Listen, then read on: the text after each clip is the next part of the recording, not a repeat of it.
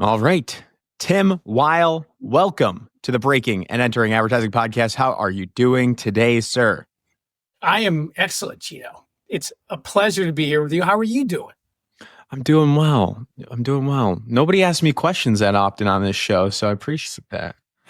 Yeah, I get a little razzled when people ask me something. I'm like, whoa. All right, well, I'll go light on you. Thank you. Appreciate that.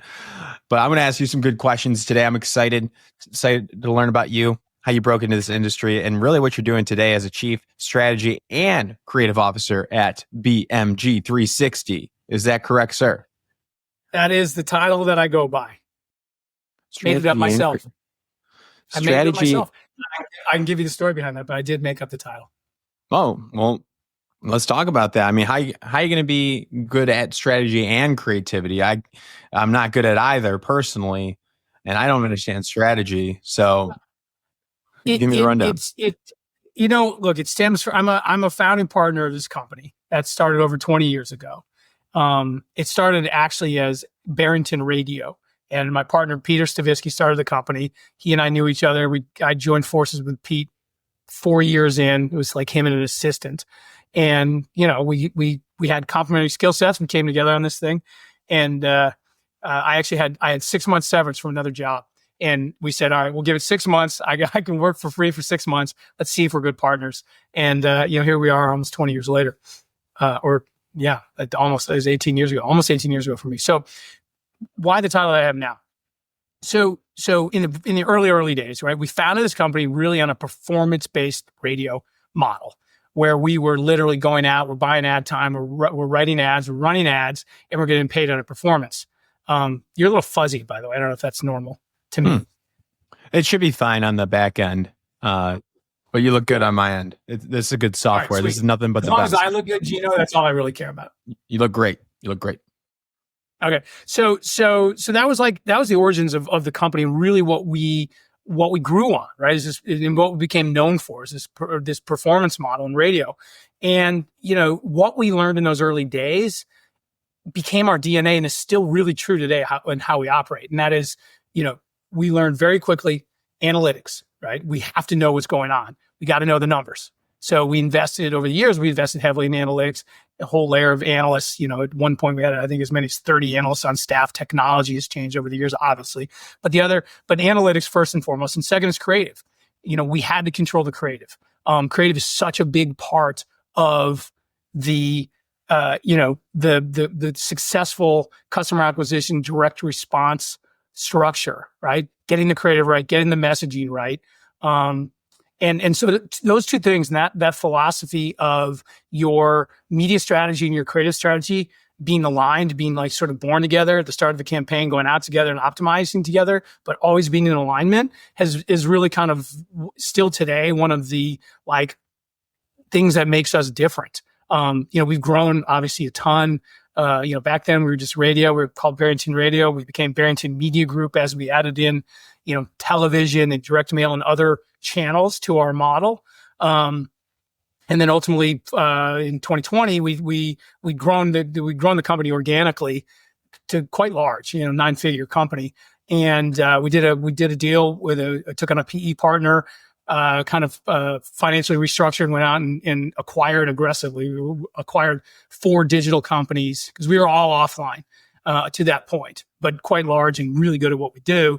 So we acquired 4 digital companies in less than 3 years, which I would not recommend to anyone. It was that's really hard. But we acquired really great skill sets in the performance, from search to social to landing page and CRO and SEO. And we brought that all into our ecosystem. And so now today in 2024, almost 2025, we are that same DNA, the customer acquisition, analytics, creative first DNA, but true omnichannel, right? Like we're in literally every channel there is, which is super unique in the performance world. Where we can do anything, we can do as well in TikTok as we can on, a local AM FM station, and mixing the channels together, right, is sort of like the holy grail of being able to understand from an attribution standpoint. You pull one lever, what happens, right? Hey, if I lay off on radio, what happens to Meta and those kinds of things? So, love it. I answered a lot of your questions that you might wanted to ask. I'll tell you what, this is good. That was awesome. That was like clear, succinct, told a great story. I want to kind of first off, I want to just I didn't comment. answer your first question. I didn't even answer your first question of my title. I never had a title because I don't like titles. But then when we did that, when we brought on this PE partner, my partner Pete, the founder, was like, "Dude, you gotta have a title. Like, we're going through this formal structure with bankers and everything." So anyway, I gave myself the title of Chief Creative and Strategy Officer because the two things in what we do, right, are super related. They're interlinked, right? And I'm not a creative chief of creative like you would.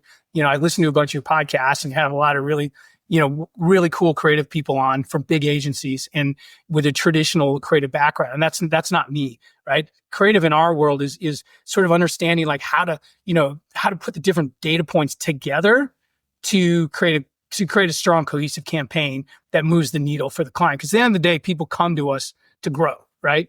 We're in the business of growing our partners' businesses profitably and at scale. And scale is what we do best.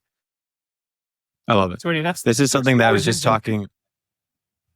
I got it. I love it. I was just talking with a friend today about breaking and entering as a media company, and we've gone full time. And that's like kind of what we're looking for. It's like the performance agency, somebody that can help us grow and scale on digital, on our TikTok. This is much different than the large, like traditional ad agencies that will mainly focus on activations and awareness, top level of the funnel here. Like, that's something that I am not ready for. And I'm curious for you. It's like, where do you find your sweet spot when it comes to clients? Where are they at in their journey? And where have you found success with your current clients? That's a really good question, Gino. And I don't have a succinct answer in that. When you look at the arc of our growth and our company and what we've done over the last 20 plus years, like back in the day, we'd take on a client and start them on a $3,000 a week radio budget, like tiny, right? But we would take that. I mean, I have countless instances of starting with some tiny radio budget and with some, entrepreneur who's like in startup mode or barely getting by and absolutely putting the thing up on rails and building a huge campaign and helping them really build their business. And we've had multiple people over the years call us and say, you know what, like single entrepreneurs, right? Building, operating a business on their own, say, we've done so well the last couple of years. I'm hanging it up. I'm retiring. I've made a bunch of money and thank you for your help. Hey, like, it's happened to us multiple times, which is amazing. Nothing wrong with that. Yeah. Yeah. But so today our sweet spot, we're really, really good at, because we have this full, omnichannel offering now, right? Where we can sort of like look at meta globally. We can dive into certain key markets with radio and television, or we can do a national TV overlay. Like television, like offline and online they work really, really well together in that they enhance and support one another, right? Like if you're running a television campaign, your GA, your Google just goes up, right? Dramatically. Just from, even if it's not any brand focused campaign, you're still, if you have a brand name in a television ad, you're going to see a ton of downstream impact in your search. And so, we've I don't want to say sweet spot. We're doing a lot of work in businesses that, set appointments, higher tickets, right?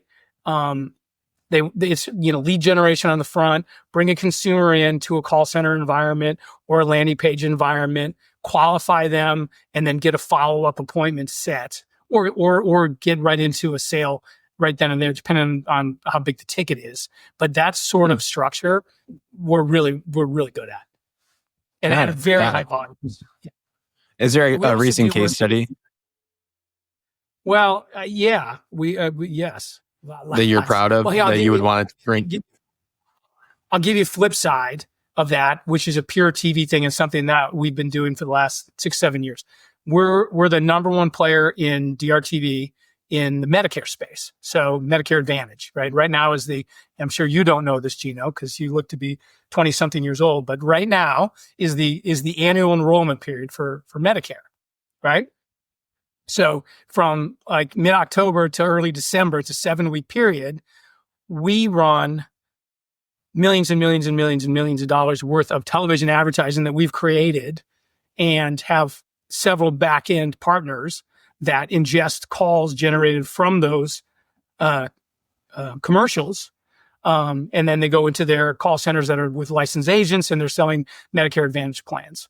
And we do it at a scale that's, we've generated over 3 million calls in the last few years.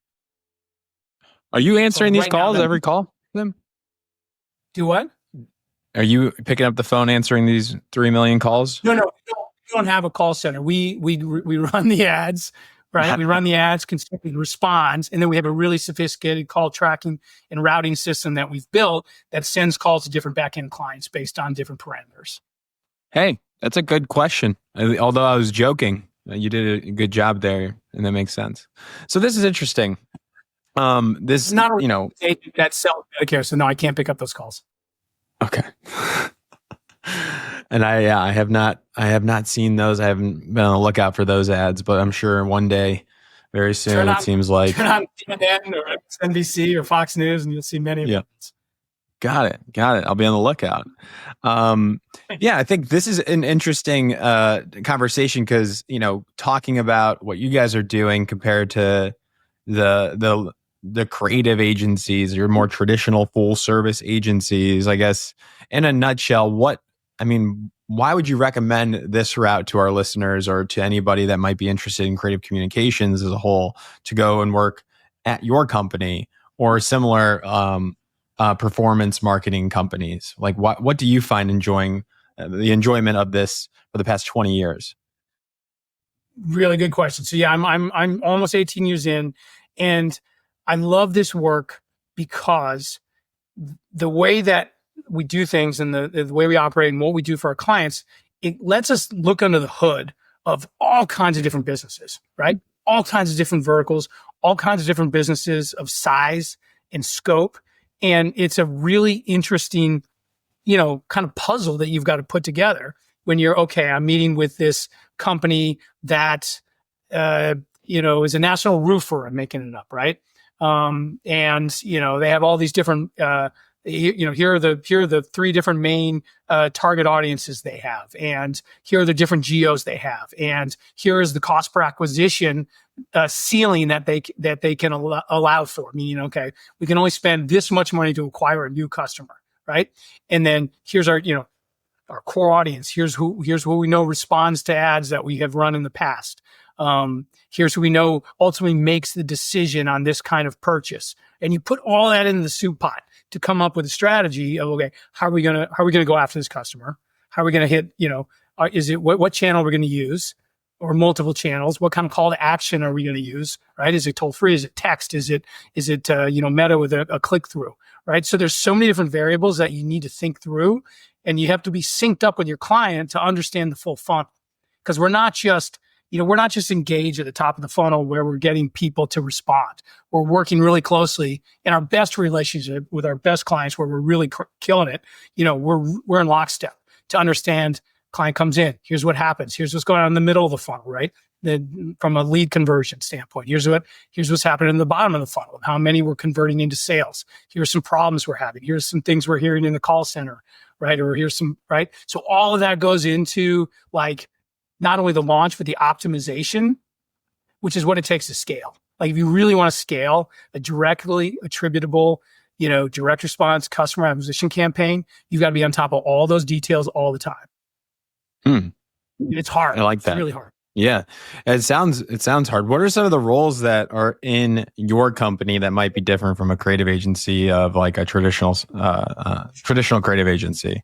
Yeah. So from a creative standpoint, we've got in the creative group, we've got probably 20 some odd people, 22, 23 people just in the creative group. Okay. That's good. And you've got, different people doing different things, right? You've got people working on static ads. You've got people working on video ads for Meta, TikTok. We have a whole UGC department. And you've got people that are focused on, more traditional radio and television ads. And the workflow for those are pretty different from a production standpoint and an ideation standpoint. So we do as much cross-pollination as we can in skill sets and workflow. But at the end of the day, they're fairly different things. For example, you're on Meta, you're churning through a lot of creative, right? That's the key. That's the key is, you're pumping out different iterations all the time, constantly. So it's a really high volume game. Television and radio is more high stakes, particularly television, right? Where you do all this work up front to understand your client and target audience. You build the ad, create the ad, run the ad, and you don't want to miss the mark. Right. You want to be somewhere in the zone where you're at least hitting a single so that you can optimize from what you've got, because it's a much longer process and it costs a lot more money, obviously, to create a television ad than to pump out a bunch of meta ads. So we have lots of different kinds of creative people. We have strategists, that really focus on managing clients, managing campaigns, understanding the data. It's an strategist / analyst job. We're very, everything we do is data driven. Like all of our creative, it's a data first process. Yes, it's creative, and you're thinking of new ideas, new ways to present information. But at the end of the day, it's about data, right? We've got 20 years of media and response data in our in-house, and that's really powerful for us when we start with someone new. I like that. And then I saw on your site that you had some sort of proprietary technology as well. What was that? What was I looking at? Well, we've built over the years something we call one source, which is our one source of truth in the campaign. So all data flows in and out of one source, and it allows us to build interactive dashboards that show our teams in as real time as possible. Obviously, things like Meta or real time data comes in from their dashboards. Radio and television lags a little bit, a day or so. But you're looking at you're ingesting data from your client, ideally lead data, call data, conversion data, and our media data is in there, creative data is in there. If we're running an A/B test, all that kind of stuff. So you've got people that need to understand how to read that data and react to that data. So because we're all of our campaigns are perpetually in optimization mode. It's never set it and forget it kind of equation. This is a hands-on environment. Interesting. So what are some of those key attributes that you look for when you're hiring folks at your agency? What are those things that stand out, characteristics? I think for us, one of the big things is someone's disposition, right? We run pretty fast, and you need someone that is equipped, not in every single position, right? I mean, but sort of the core of like creative and analytics and strategy. Like you need to have a desire to like work quickly and deal with some pressure, because in the performance world, there's no hiding. It's you're hitting your KPIs, or you're not hitting your KPIs. If you're not hitting your KPIs and you're not fixing it, you're losing your client. So, I think there's more pressure here than maybe in a traditional agency, because again, you're always on, right? You're always optimizing. You've got to stay on top of your stuff. And, if things aren't working and you're not paying attention, you're going to lose a client. Damn. I love this. I love this. People need to have that. People need to, and it's really, if you have the right mindset, like it's really fun. Right? Because you see it, at least for me, like you get that data feedback loop, right? From a creative standpoint, where you create something, you put it out in the world, and then you see immediately, hey, this is working or not working. And when you put something out, it starts just killing it. It's the best feeling. Like, oh my God, we're just crunching this thing and we're scaling, and it's awesome. That's what I love the most. The instant gratification. And then also you can also fix it. If you see it's not performing well, you can tweak it. You can get in there under the hood. Yeah. Right. It's like, okay, we're off base here. Let's circle up. Let's get the analysts in, the strategists in. Let's get the creative folks in. Let's have a chat. What are we seeing? Where do we need to dive in here? Right. And a lot of times, honestly, like it's, especially like in television and radio, it's like, let's change a voice. Let's change a color. Let's look at the end tag. And you can make a small tweak and get this thing up and rolling. What would you say? Because you're pushing out so much creative and digital, like the volume is so high these days that you got to be on top of your stuff. What advice would you have for a client or a brand that's looking to hire a performance agency? Like, what are some of those things to look out for? Or if they're already in a relationship with an agency, how can they better their partnership with the performance marketing agency? I think it starts with it starts in the very early stages when you're having these initial conversations, right? You get introduced to someone, or however the first interaction comes in, right? I've been doing this a long time. I get introduced to a lot of people.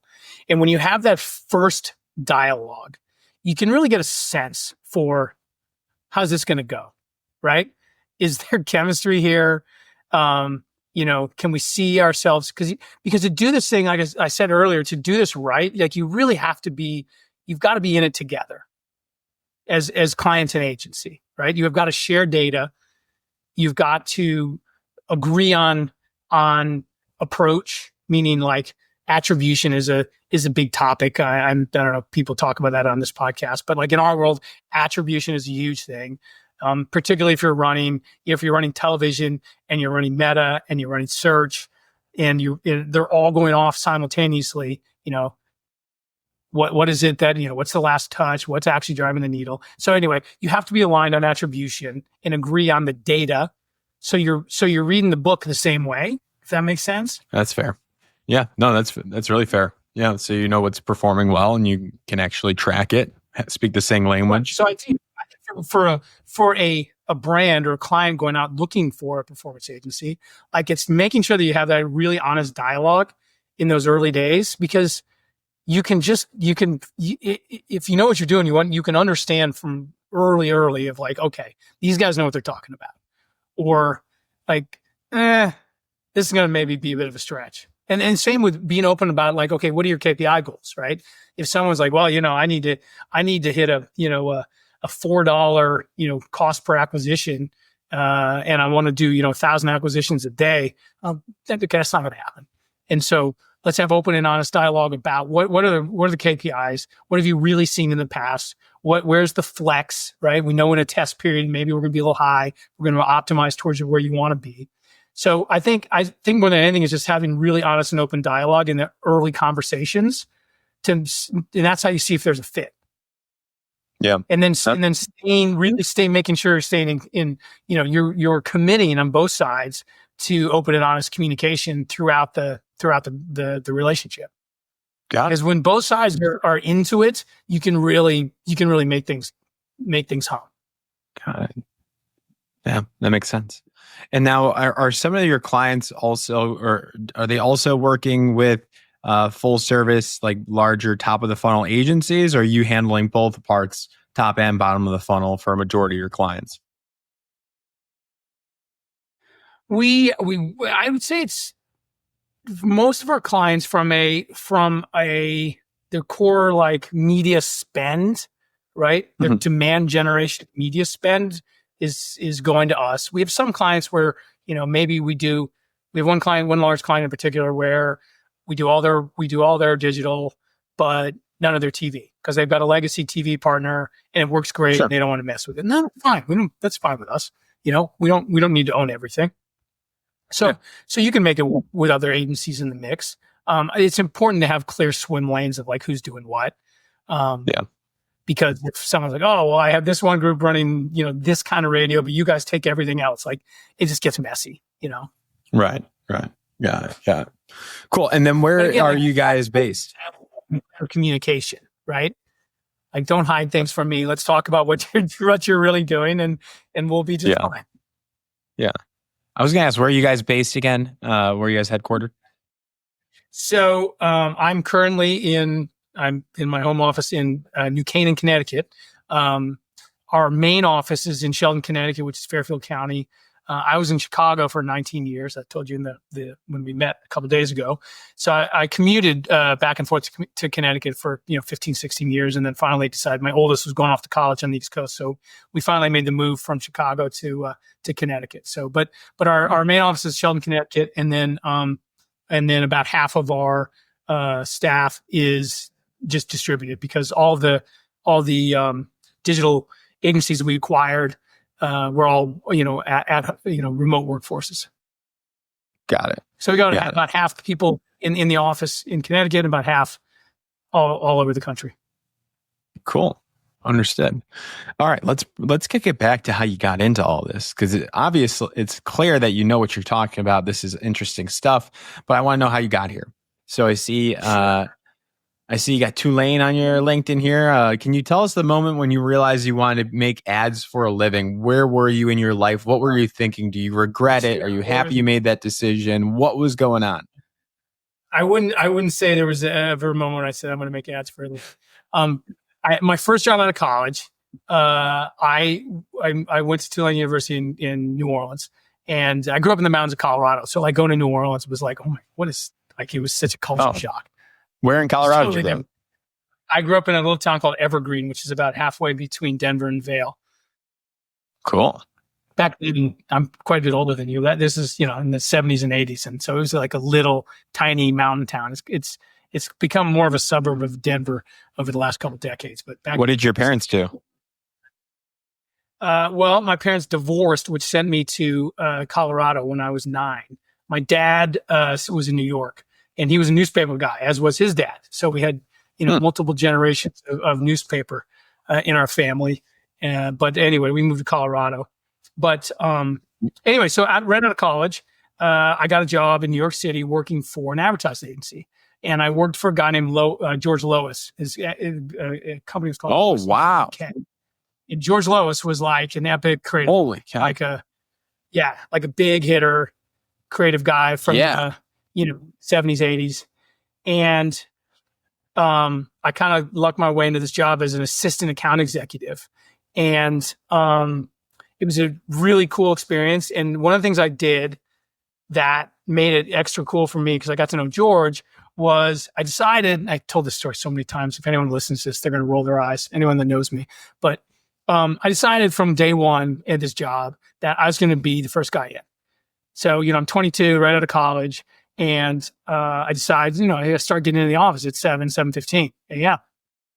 There was one other person in the office at that hour, and it was George Lois. So I got to know this incredible creative, Madison Avenue creative force just by getting my ass into the office early. And yes, and it was great. It was great. And I stayed in touch with George over the years, and he was just a fascinating guy. And, he believed in, it's all about the big idea. Like that was his thing. Yeah. It's not quite, I go ahead.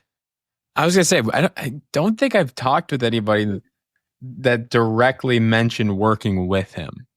So this is the first time I'm hearing about this on the show.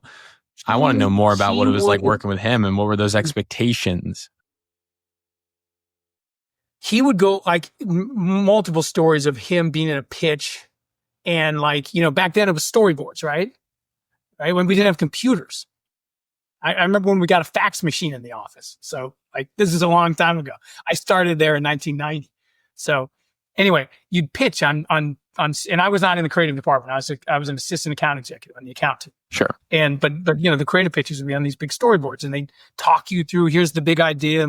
And he's in some pitch, and, he gets like a negative reaction to the first storyboard. And he's like, well, you don't like that. You're not going to like this one. And he just goes through and he snaps every single storyboard, hours and hours and hours of work the creative team had done. He just snapped them all on his knee because they didn't like the first one and walked out the door. And that was George Lois. Like his passion for his ideas was just unparalleled. So, there's a good and a bad to that. Oh, you know what I my mean? goodness. And he was this tough Greek guy from the Lower East Side. And he was, but he had like an epic, art collection. He was an avid art collector. Just such an interesting guy. Scary too. It sounds like just smash that board. Scary. Right in front of scary. It was scary. Yeah. And there's scary people in the office, like the COO, Ted Veru. Ted Veru was, another really tough guy. And he smoked cigarettes all day long. All day. Just chain smoked in his office. And he'd be like, Jimmy, come in. Now, Ted lied to me, but Ted was scary. Yeah. And the general manager, John. Yeah. God. Scary. Yeah, yeah. I was gonna say like Like, the fact that like you had to manage those relationships with like those titans at that time, I'm sure was an insane lesson for your first. Well, that was your first career out of college. job. I was 22-year-old punk making, and they were paying me 21.5 to be an assistant Nice. account executive in New York City. I lived with my older brother who was a struggling actor in a crappy third floor walk up on the Upper East Side. It was awesome. So wait, how'd you break into that? When you said like it was luck? What I mean, resume, know some people. What was the break in specific? Connection. It's all about the connection. I had a connection. I had a connection that got me the interview, and I interviewed well. Nice. And yeah, I mean, that's how you break into this business, especially on the account side. On the account side specifically, you got to know people. You got to have some experience, maybe some internships. But that's why we built this podcast essentially, so people can listen in and then connect with the guests. Be like, hey, Tim, I listened to your episode 4 times of Breaking Entering. I love what you said. I would love to connect, and then you got a connection. So that's how I would use this. Yeah, that's what it's all about. And I mean, paying it forward. For sure. I've had a long, awesome career, and I've had a lot of breaks from people along the way. And it's important to pay that forward as you get older. Gotcha. Yeah, totally. So from there, So that's why I started now. Got it. And then I see you got to a radio group. I guess what are some of those big lessons, like the tentpole moments in your career, like those big decisions that you made that you learned amazing stuff from leading up to BMG 360? Because I know I don't want to go through every position, but are there a couple of moments where you made some shifts that you want to talk about? Well, you don't want to go there because I definitely, as in my youth, I had itchy feet syndrome, and I would stay somewhere a couple of years and then move. And I get well. Let's talk about that. Because I kind of get that way too. That's why I started my own thing, because now I have to stay put. But I moved around a couple times. I guess what would you say to the people that might be experiencing that that they want to keep moving around? Is it 20 is the time to do that? Do you recommend that? Do you think staying put there? What are your thoughts? Like, talk to us like your children here. That's dangerous. So look, this is personal point of view, right? And what works for you and what your sort of like risk tolerance in life is. And I, in my 20s, was just a guy that, I'm an all in kind of person. And so I would go all in on something and I would do it, and I'd do it to the best of my ability and work hard. And then after a couple of years, I'd be like, I'm kind of bored with this. I'm ready for something else. And I did that again and again. And it worked out for me. I was able to trade up and do different interesting things. And until I came together with Pete and, it was then Barrington Radio. And that sort of was what, as a, really kind of a founding partner. He was 4 years in, but it was like him and an assistant, and we kind of got after it together. And that obviously is a different, viewpoint on, it's not just a job at that point. Right. But I think that if you're the kind of person that is comfortable with that, then like experiencing a bunch of different stuff when you're young, I think is a good thing. I also took a year. Yeah, I left Lois GGK to backpack around the world for a year. I was kind of like, I'm going to go take a year off. And so I went west with a backpack, and then came back and moved to Chicago and got into radio. So a big tentpole moment was, for sure, like working for George Lois, amazing. Taking a year and seeing the world was amazing, right? It just gave me perspective. Came back, cut my teeth in kind of national radio and started to understand the media side of things. I talked my way into a job that I was completely unqualified for as the vice president of sales and marketing for the Continental Basketball Association. Hey, now we're talking. The CBA was the official developmental league of the NBA. And I had no sports marketing experience. I was working in national radio, but I hit it off with the commissioner, and they needed a new VP of sales and marketing. And he's like, "You got it." And so I'm like, "All right, I guess I'm moving to St. Louis." So I've packed my bags and I moved to St. Louis for a couple of years. But then that parlayed into the next gig up, which was, and this was an incredible tentpole for me, being part of the 5-person business startup team for the Phoenix Coyotes when they moved from Winnipeg under new ownership to Phoenix. And there was literally 5 of us that started the business. The whole hockey side came, but the business side got started from scratch. A guy named Sean Hunter, an amazing guy, still a good buddy, was a young guy hired as president, and he assembled his team again through a connection. I was able to get to him, and we hit it off, and he hired me. And that was the most intense business experience that, we had 6 months to start a team from nothing in Phoenix. And it was wild. What was the hardest part of that? The stress and the hours. I mean, we were working, honestly, Monday through Friday, we were probably putting in 15-hour days. We'd work another 8 or 10 on Saturday and another 8 or 10 on Sunday. And it was just rinse and repeat, like it was nonstop. It was drinking from a fire hose for a year. Wow. And it's one of those experiences that when you're in it, you're like, oh my God, I'm in hell. This is horrible. But then when you look back on it, you're like, that was incredible. Yeah. Does that make sense? Yeah. So what do you do? Like, how do you even ease up? Like, you just have to, like, when you're in hell like that and you're going through, like, you're in a rough spot, like when it comes to work and your heavy load there, like, what do you even say to yourself? Is there any way you can optimize your own happiness, or you just got to admit, like, hey, this is going to suck for a little bit? That's what you do. And I ended up living with a guy named Tim McBride, who was our director of marketing. And we're in our 20s and we just lived together and just endured it, and then we get to opening night and all the fruits of our labor, boom, with the first puck drops and there's, 16,000 people in the arena. And it was pretty awesome. It was yes. pretty rewarding. And we did a great job. Nice. We played in America West Arena that was built for basketball, and exclusively when you drop an ice rink in, 30% of the seats are obstructed view. Couldn't see one of the goals, and we had 1,200 seats, maybe 1,500 seats in the very top that couldn't see past the blue line. And we called those our marketing opportunity seats. And we sold we called it the dog house, and we sold special packages. You get hot dogs and a beer, and we had a band up there, and shirts, and it was get creative with those. I like that. Yeah, gotcha. That was amazing.